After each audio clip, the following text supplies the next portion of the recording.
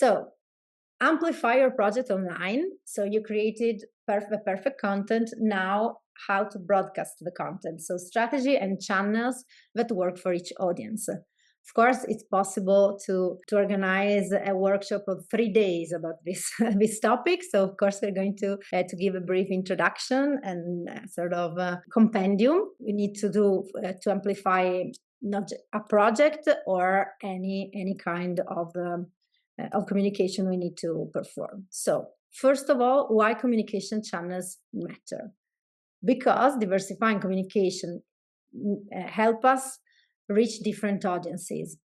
We're going to see that there is not a clear rule which channel for which audience, because everyone has different preferences, but each platform or tool has different formats and its own accessibility features. So for people who prefer a format over other formats, it's better to use different channels. And so choosing the wrong channels means excluding people unintentionally. If we just create a text, or we create an image post without title, without alternative text, without titles, without summary, then we are excluding someone, even if we didn't want to do it before, of course. And a multi-channel strategy is the only way to ensure that there is a sort of redundancy. So cross-format redundancy, it's something that someone says, but if I publish the same content on different channels, it's redundant, it's the same thing. Yeah, but in fact, the fact to have different ways of accessing it, a different way to read it, and also to understand it, even for persons without any problem for that specific type of content, it's better, because we're going to digest better the information. And if they're not interested, simply not interested, they're not looking at it, they're not going to look at it, they're not clicking, because maybe they already seen something on other channels, but the message will be reinforced. And so providing multiple ways to access the same information, it's the perfect strategy, especially when we have different stakeholders. And the reason we are communicating is not just to promote a brand, for example, but it's to disseminate, so to make persons who are not aware of what we are talking about actually understand the importance of a project to be performed with it. So multi-channel strategy, what does it mean? It means creating a sort of map of different platforms and creating links between them. So this is an example of multi-channel strategy map. So we have the official website in the center. Since the website usually it's the center where the project is explained, so it's the heart of a communication. If people wants to better understand what we're talking about, they go on our website. They should go there. They should know that they could find everything there. The other channels are like satellites that helps the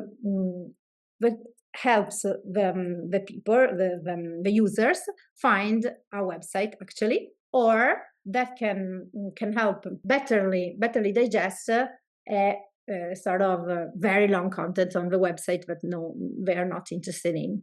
So cross-referencing improves user experience, increases engagement, and ensures that your message reaches everyone, actually. Everyone that can be reached. Not everyone. It's impossible to reach all the internet users, of course, but this way we are spreading the message. Okay, so which are the differences between the communication channels? Because when we plan the map at the beginning of a project, we should say which channels we want to activate, because actually it's not possible to activate all the channels in the world. So which channels should we create, for which purpose, to reach who, and what should we publish on that channel. So there are tables, so I know it's not so easy to read them, but tables we can create. to understand the differences. So why we're going to use the channels. So websites, the difference is, for example, in purposes, is that website is the center information hub. So for people searching online information, for people who wants to go deeper, it's the most important area. So we keep it updated. Then social media are for awareness, so to spread the visibility where the people are, because website is just for people with it's called the active demand, in the active demand phase of their knowledge process about our topic. So they are in the phase where they're exploring, they're looking for something on Google, or they want to read more. But most of the time, 99% of the time, people are not in that phase about their project. I think 99.999. So they are just living their life. They're scrolling on social media. They're enjoying their free time on social media. And so through social media, we can impact on them, create awareness about the project, and make them want to go on the website to look for more information. And we want also to engage them. So it's not always the reason to impact on them to have them go on the website. It's also to make them understand what we're talking about, engage, click like or comment, or do something more in expressing that they actually read the content of the video. Then we have a newsletter that updates direct to someone. So it's very specific. It's a form of one-to-one. It's one-to-many actually, but it looks like one-to-one. I receive a newsletter by email. So it's another channel that could be important, but of course it's necessary to create a mailing list. So there are some difficulties here, but it's the channel to keep posted who is very interested in knowing more over time. So it's another important channel if you want to work on that. But if we create a mailing list, then we must send something to them. So it's a decision we should take. Then the printed media, of course, like newspapers. It can also be online media. So it's the purpose is to reach a local public. TV and radio, television and radio, it's for mass reach. So trying to reach a broader audience who's there and down. Actually, on radio, yes, you can change station, but they're there listening, so we don't skip.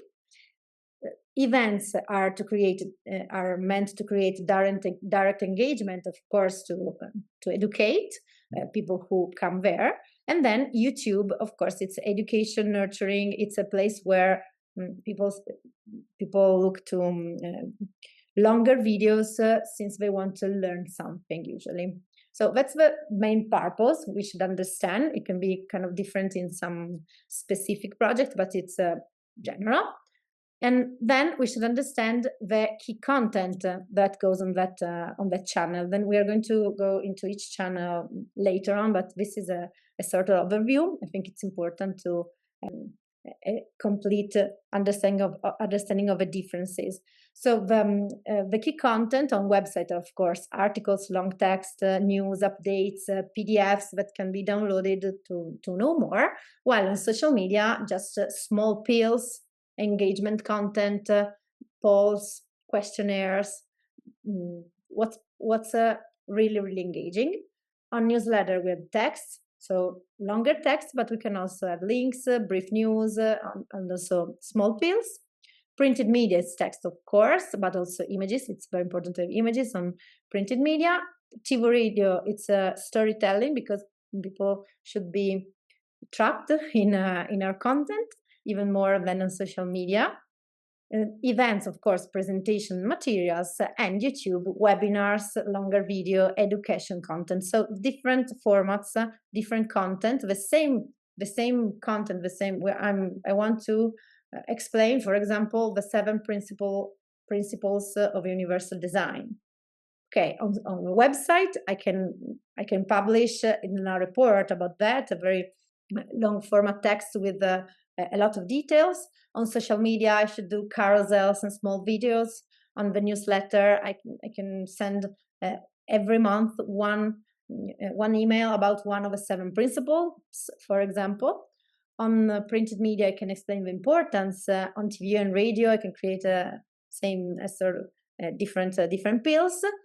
In an event, I can also have when people interact about them and create a sort of brainstorming about the principle. And on YouTube, I can upload the webinar. We actually did it when on an event we explained the 7 principles in detail. So who is more interested and wants to view a 20 minutes video, then can do it. So very different ideas. If I published the long videos on social media, it would be less effective. If on YouTube, now there are shorts also in YouTube's, but if on YouTube's I just published images, it's also possible, but it's not the right place, and so on. And then the third thing, I think this part is kind of known because it's the basis for every social, not just social, but communication expert.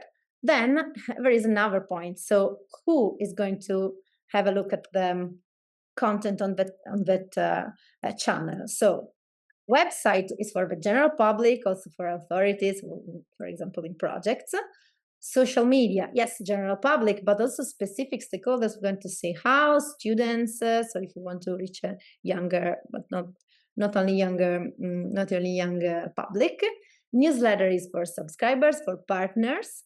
Printed media, TV, radios for general public. Events for stakeholders, students, and YouTube. Actually, yes, all audiences, but the audience that's already engaged, who wants to know more. And then we should ask, yes, but which groups are more facilitated for that the channel? So the website is better for people who use screen readers, because it's the content it's in one format. It's a text, so the screen reader can just read the text. While on social media, yes, it's possible to use screen readers. But if we have short contents, the titles on the images, if we added them actually, and so on, it's more complicated to jump from one part and another. On the website, they can find all the information together, so it's easier. And also for people who prefer just to read, they don't want to listen to anything. While on social media, it's easier for people with mild cognitive disabilities because the platforms are familiar, the content is quick, and there are a lot of images. So for them, it's better to understand the key concepts and not long text. Newsletters are better for elderly people because they receive the text in their area, their space. They read it, so they think every mail is very important. The text should be clear, of course, and readable, but for them, it's easier to receive a text about something than going on the website and find it by themselves. Also, printed media, it's something that's more for non-digital users. TV, radio, or audio, so it's the radio, it's more for visually impaired, of course, or people with low literacy should prefer looking at the TV when they're just digesting what's presented. So it's easier to reach also that part of the population. And of course, events are for students and stakeholders. And if event is very participated, it's also possible to include the people with cognitive problems, having them interact and creating the event in a way that's easy for them. Because in that case, it's possible to, and we're going to talk about it later in the last part of the webinar, it's possible to plan the event also to include them. And then, of course, YouTube, it's for people who prefer video or prefer to read the subtitles and have images. So it depends on the different problem, but also cognitive impaired people actually use YouTube a lot. Then the last group. The last point is which groups need more support on that channel, because the website, elderly people could be not so familiar, and so it's necessary to be clearer. It's necessary to use, of course, the screen reader the screen reader titles. And so for each group, it's very important when we use that channel to also understand, okay, I use this channel because I think I can reach these groups, but I know someone cannot be so happy about that. So what can I do to reduce the problem, or to make them understand that there is another way for them to reach the content? So another channel.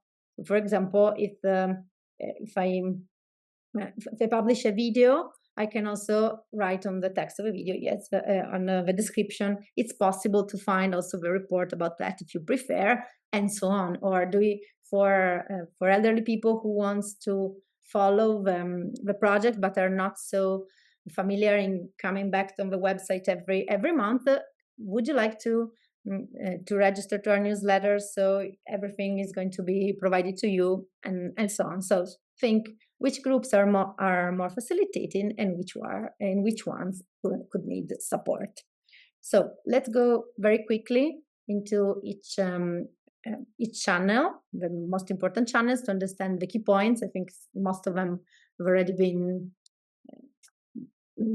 visited today, but just to be clear. So the strategic goal of the website is to be the one-stop source of information, the reference point, so the center, the heart. Usually it is the heart of our map, our strategic map, and should have the place where accessibility and transparency are better explained. How to do it?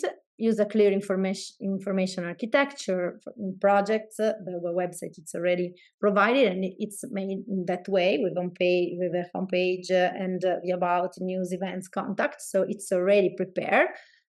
It should be completed, but the information should be added.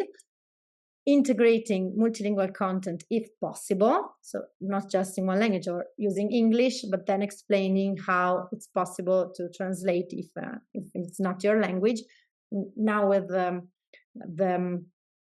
automatic translation, it's easier because the browser is going to translate just through Google Translate. But if it's not activated, it's necessary to explain to the person how to do that. So it's just a text that should be added on the text. So if you want to read it in your language, just click there. And then I already said that many times, but it's important to use SEO logic. So add all the meta tags, all the headings, the correct headings, and all the alternative text, so that the website is actually accessible to everyone, to screen readers and to search engines.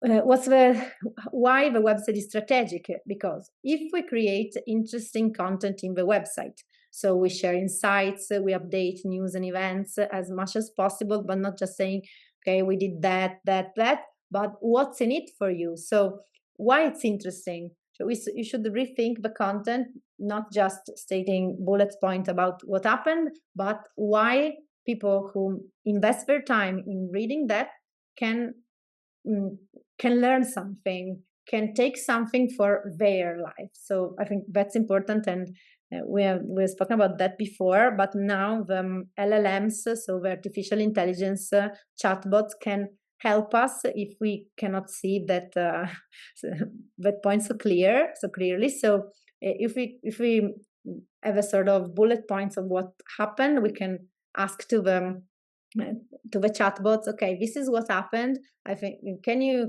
help me? What's interesting about that? How can we derive some value? And they can help you, because otherwise the texts are very boring actually in the projects usually. And then it's important to design for visual and structural accessibility. So even if the structure of a website is that, so there is a page when we can add the content, that's it's okay. In that page, we can do a lot. So we can do it correctly in the wrong way. We can just add a wall of text, or we can create it with the right headings, the right images inside the text, and so we can help that text being actually read. We can facilitate navigation. We can use links. to move to other pages. To if, for example, we add market research, then we can add all the sources. So to know more, and we can make the user go out on the social media to follow us, to be engaged. For example, do you want to answer to a questionnaire? Go on our social media to do that, to follow us. So also the website can be not just the collector of the traffic, but people who discover us on the website then can be sent to the social channels according to their preference. So do you want to do a video about that to understand better the, for example, universal design principles? Go on YouTube. Do you want to understand who are the partners and discover them? Go on Instagram, and so on. So it's necessary to have it as a bidirectional source of information. Then, second point, social media channels. So to raise awareness, why they help us in raising awareness? Because in an organic way, so even without paying, without advertising, it's possible to reach a wider audience. Of course, it's not so easy, since if we publish one post, one content, or content that is not so interesting, and no one is clicking on that, then it remains unseen, just us and our friends. So it's important, of course, to create content that can be shared. That's it's very important. Then it's the best way to reach the general public, because as we have seen, every different target group use social channels. And then we can create a very differentiated communication. We can add images, polls, videos, and whatever we want. So on social media, and it's easier, and we can do a lot of pieces of content. So that's the point. We can be more direct. We can be more funny and engaging. The point is different targets. Each social media platform attracts different users. Actually, we try to find statistics about that. So how many people for each group is using each social channel, but it's not so easy, because it depends. It depends on the special need, and there are no studies that can actually say this social network is just for. And I think it's better, because it means that everyone can find the perfect way for them to use a different channel and the different content. But there are some kind of general rules. So Facebook, it's widely used. It's still the most used platform online on social, as a social channel in the world. And it's especially popular among users aged 25 and above, but it's still the most important one. Instagram is favored by younger audiences. But yes, but now still there is TikTok. We have not added. Yes, we added also TikTok, but TikTok, it's for even younger users. Then there's LinkedIn, that's used by professionals and as a different as a social network, and it's ideal to reach specific stakeholders. X, that's more for real-time news discussion, and it's used in a portion as 18, 20, 49 as an age range. Actually, it's less used than Facebook and Instagram, but the people who uses it at very very active. Now there is also Threads, that's like X, but it's from Meta, Facebook and Instagram. But yes, X is still more used. Then we have TikTok, which is highly popular among Gen Z, and it's actually reaching. It's reaching not just Gen Z, but it's used also by also older people, because it's quicker to use than the other social channels. So selecting the different social channels, it's the first point, and then understanding where we're reaching in that channel. Okay, so let's go directly. Then there are some some other points like families. It depends also on the topic. So in traveling, for example, as an example of uh, different context, in travel, families love using Instagram and YouTube, for example, for travel inspiration. We can find studies about that.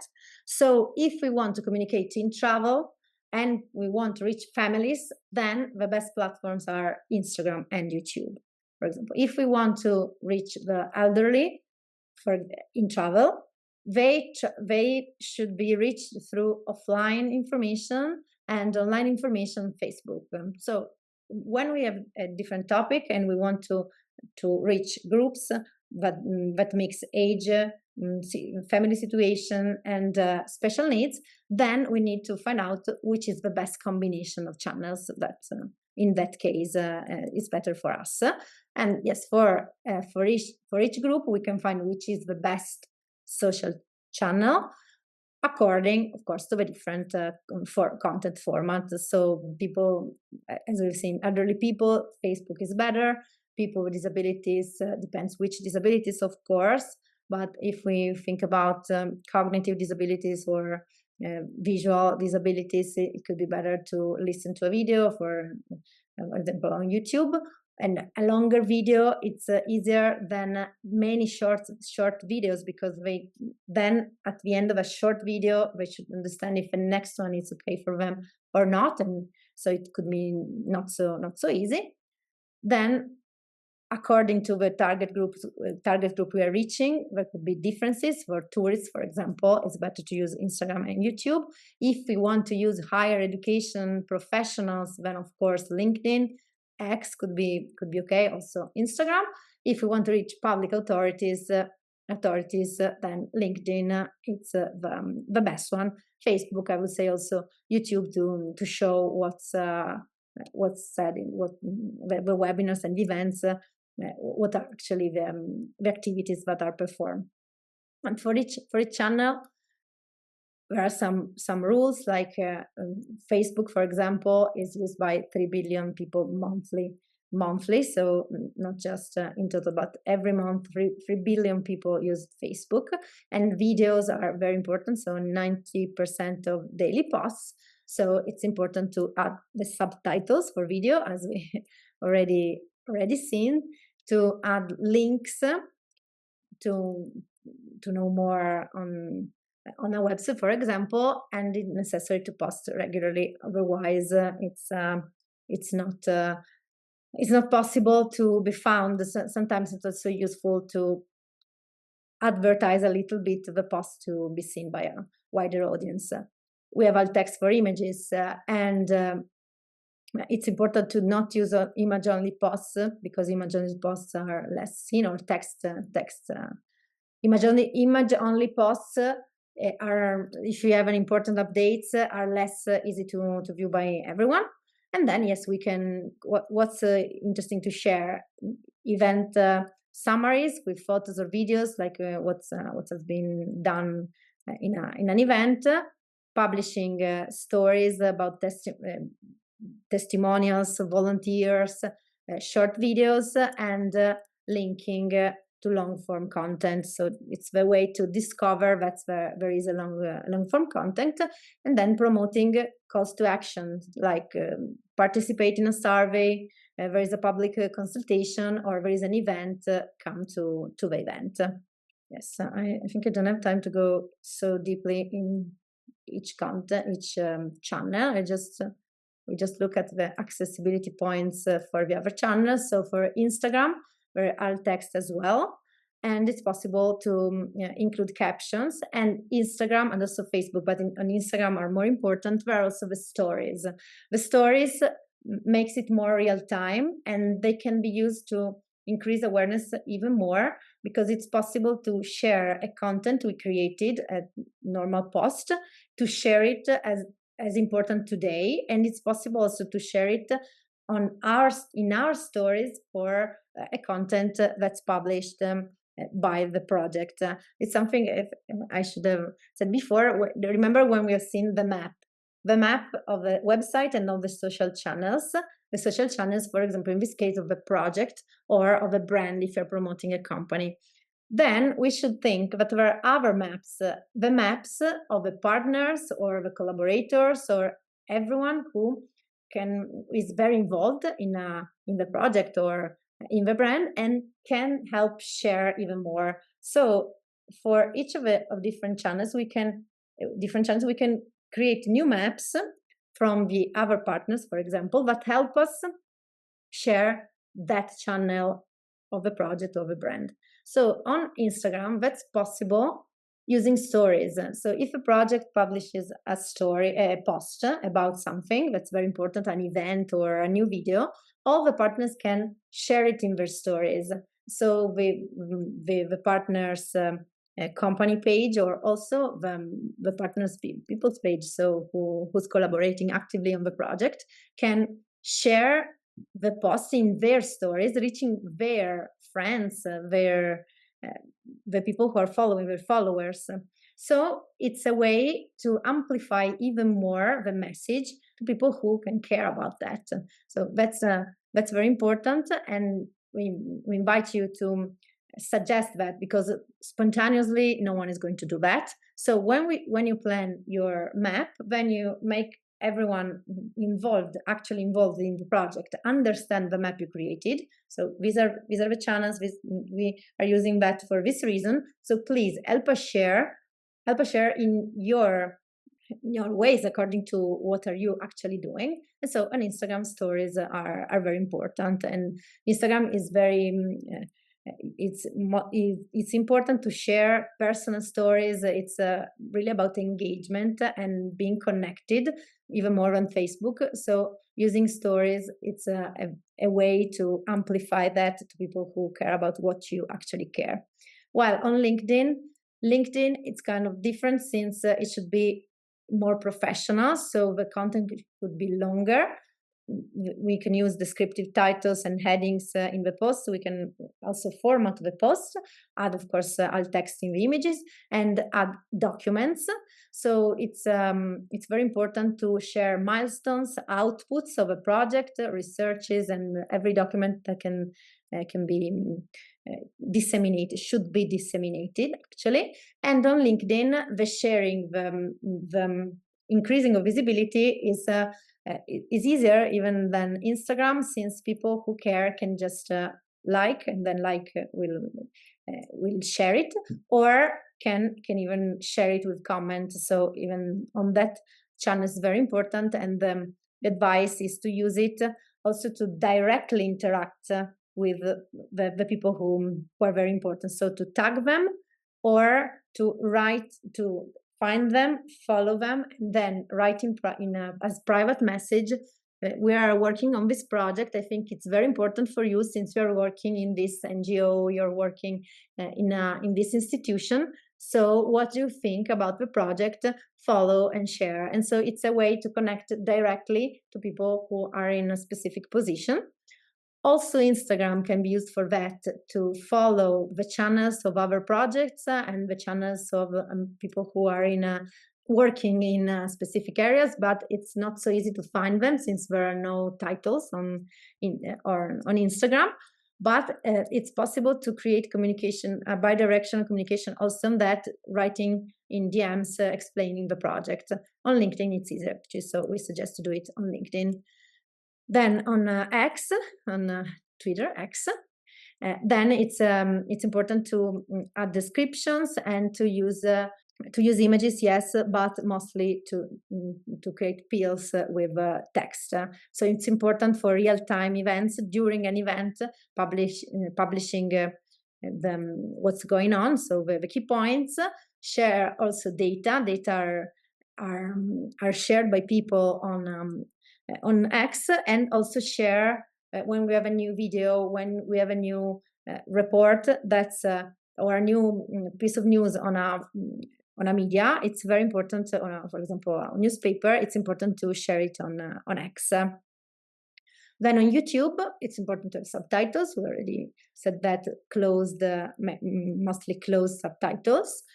and it's the perfect place to publish the methodology of the project, the goals, everything that's been created, even in details, even with long videos, but not just leaving one very, very long video of a whole event, the whole webinar.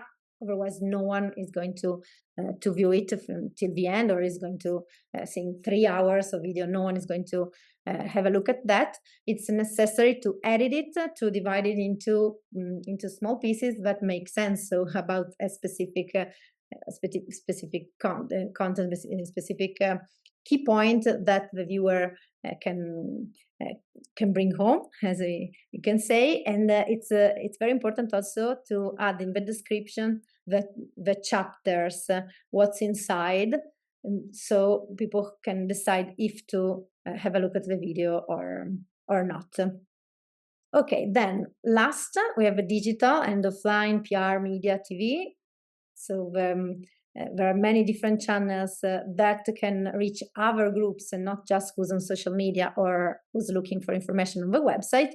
And the point of using also these channels is to increase the credibility, because they are more official. It's not just you publishing about yourself, like on social media is that you have your own channels, but on media, on TVs, it's called earned media. So media that are talking about you, but it's not exactly you. And when they decide to write an article about you, even if you are paying, because sometimes on the magazines it's necessary to pay, it's not free, but being on that magazine makes people say, oh, okay, they published the interview about the project, so it's more important.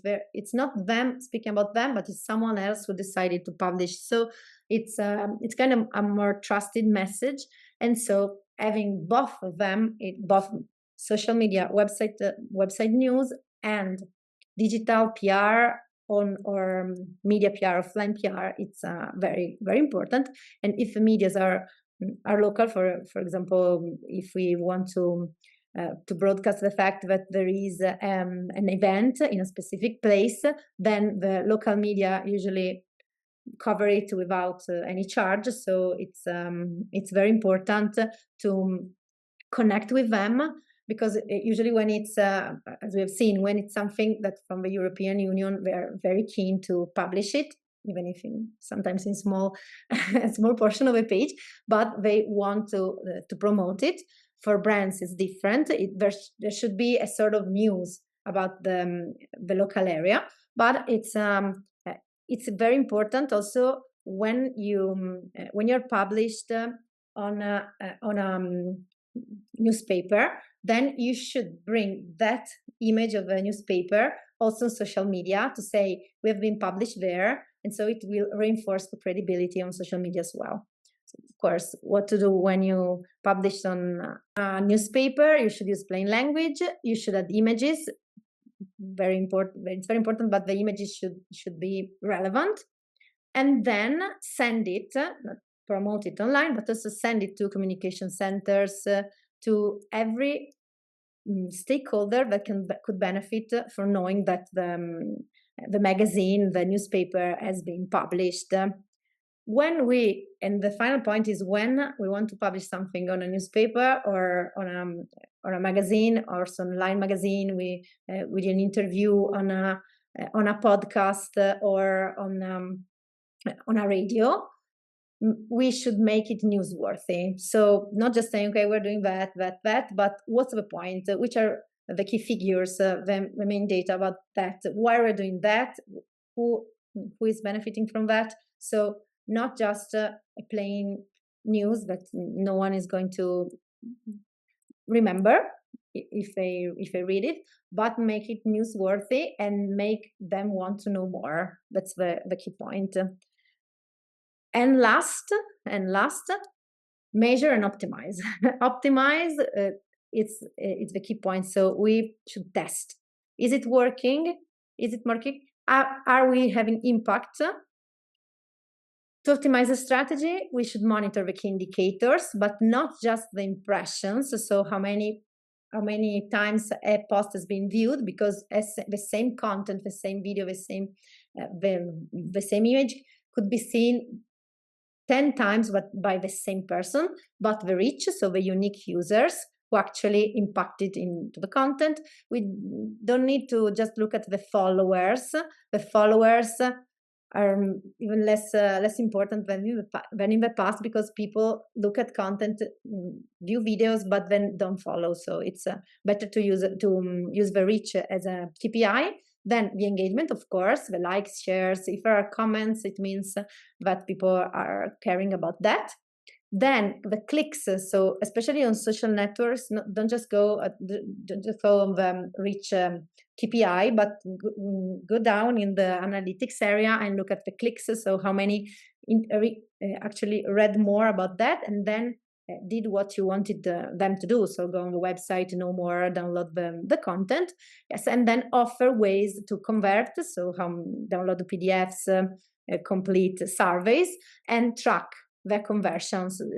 So which content was able to derive conversions, downloads, or people subscribing to a website, to a webinar, sorry. And so that way we can understand what's working and if we are actually reaching the goals. Of course, if we have specific goals, we want to reach specific groups for some content, then we need to understand with them if the goal has been reached. So I want to leave it with a last sentence. So the real power of communication doesn't lie in the tools. The tools are just, they're not the mean, they're just the strategy to reach our goal. That is the ability to reach every person. And so we should build bridges, not barriers, choosing the right channels that make sense in our project. So thank you. And if you have any question, I'm here for answering. So thank you very much, Caterina. I think it was really, really interesting, and you provide a lot of insights for our audience.